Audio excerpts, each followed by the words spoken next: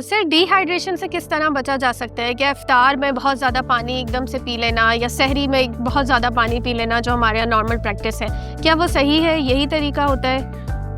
Dehydration से देखें, during fast जो है वो डिहाइड्रेशन से बचने का तरीका तो यही है कि आप अपने आप को कूल डाउन रखें और ऐसी प्लेसेस पर रखें जहाँ पे गर्मी की शिद्दत थोड़ी कम रहे। हमारा मौसम वेदर ऐसा है अभी तो बहुत बेहतर है, पर हमारा वार्म वेदर है, इसकी वजह से हमें डिहाइड्रेशन, ह्यूमिडिटी की वजह से ये सारी चीज़ें हमें फेस करनी पड़ती हैं। तो इसका आसान सा तरीका है, अपने आप को रिलैक्स रखें, अपने आप को कूल प्लेसेस पे रखें। और जब अफ्तार के टाइम, जैसे आपने कहा कि पानी एकदम से बहुत सारा, तो एकदम से तो आप नॉर्मल डेज में भी ना पिए, क्योंकि वो आपको एक तरह से लोड बढ़ा देता है आपके ब्लैडर के ऊपर। तो बेहतर ये है कि आप थोड़ा थोड़ा करके लें। आप 1 गिलास पानी पी लें, 1 खजूर ले लें, फ्रूट बोल ले लें, फिर भी आपको सब्र नहीं आ रहा, 1 गिलास और पी लें। बट थोड़ा जब आप पूरे दिन सब्र कर रहे हैं तो फिर आप इफ्तार में भी सब्र कर सकते हैं। थोड़ी देर के बाद आप खा लें।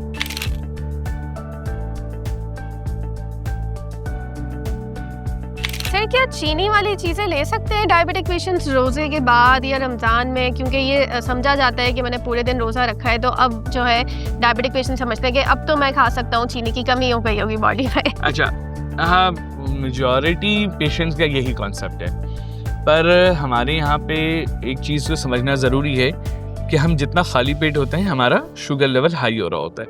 ओके। इसके अंदर हम चीनी वाली चीज़ें नहीं, पर मीठा मैं मना नहीं कर रहा। एक थोड़ा सा डिफरेंस है हमारे यहाँ, ये बात को समझना पड़ेगा। मीठे में और चीनी वाले मीठे में फ़र्क है। ओके। आप नेचुरल शुगर को इस्तेमाल कर सकते हैं, but not the processed sugar. ना वाइट शुगर आप इस्तेमाल ना करें तो बेहतर है। हाँ, मीठा एक एक्साइटमेंट है अफ्तार की, बिल्कुल आप फ्रूट्स वगैरह लें, प्यूरीज लें, कोई मना नहीं है। आप फ्रेश जूस उस वक्त ना लें, थोड़ी देर के बाद ले लें, but not in a more quantity. आप इतनी ज़्यादा मत लें कि आपके जो है वो नुकसानदेह हो जाए। आप इतनी लें कि आपके लिए और आपके हाजमे के लिए वो बर्दाश्त के काबिल हो। और ये है कि आप अपना हाइड्रेशन को कंट्रोल आफ्टर अफ्तार असल इम्पॉर्टेंट है कि उसके बाद आप पानी पीते रहें, अपने आप को हाइड्रेट रखें। नॉन फास्टिंग आवर्स के अंदर, जो फास्टिंग आवर्स में आप पी नहीं सकते, तो नॉन फास्टिंग आवर्स में अपने आप को हाइड्रेट रखें।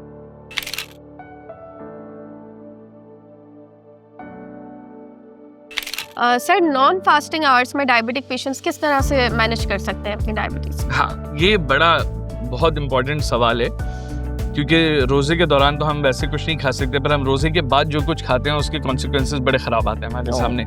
डायरियाज, एसिडिक रिफ्लक्सेस, फ्रेंजाइटिस समवेयर, क्योंकि हम बहुत ठंडा भी पीते हैं, मीठा भी होता है, गले भी ख़राब होते हैं, सीना भी ख़राब होता है, एब्डोमिनल डिस्कम्फर्ट्स होती हैं, पेट ख़राब, मोशन, उल्टी, रिफ्लक्स।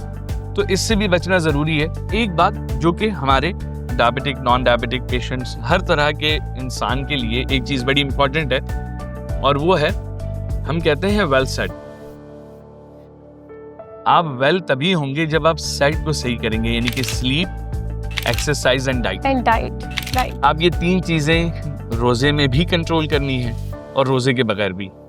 जिस तरह हमारा दिन है, रोज़ों में हमारी रात वैसी हो जाती है, क्योंकि हम लोग लेट नाइट स्लीप के आदी हैं। ये मैं कराची के लोगों के लिए ख़ास तौर पे कह रहा हूँ। ये रात जागते हैं, दिन सोते हैं, तो इनको अपना ख्याल रखना बड़ा ज़रूरी है। Every person, every single person, human being को अपना ख्याल रखना है। हर मुसलमान को अपना ख्याल रखना है इस महीने के अंदर। और इस महीने के जो मोटिव्स हैं, जिस लिए ये महीना है, कि हमें जिन चीज़ों से परहेज़ करना है, हमें उनको अपनी कमज़ोरी बना के या उनको मजबूरी नहीं बनाना है कि नहीं मैं तो ये खाऊंगा। खा सकते हैं, आपको मना नहीं है, बट इन अ लिमिट। चाहे वो डायबिटिक हो, चाहे वो नॉन डायबिटिक हो, बट डायबिटिक पेशेंट को ज़्यादा ख्याल रखने की ज़रूरत है, क्योंकि उनकी जान के अंदर एक थोड़ा सा खराबी पैदा हो चुकी है, तो उनको ख्याल ज़्यादा रखना पड़ेगा। बिल्कुल। नॉन डायबिटिक को भी ज़्यादा रखना पड़ेगा कि वो भी अपना ख्याल रखें। इबादत करें, खाएं, अल्लाह की नेमतों का शुक्र अदा करें, और कोशिश करें कि उतना ही खाएं जितना हजम कर सकें। बिल्कुल सही। Thank you so much sir, thank you for your valuable feedback. आपकी एडवाइसेस का बहुत शुक्रिया और आपके टाइम का बहुत शुक्रिया। अस्सलाम वालेकुम।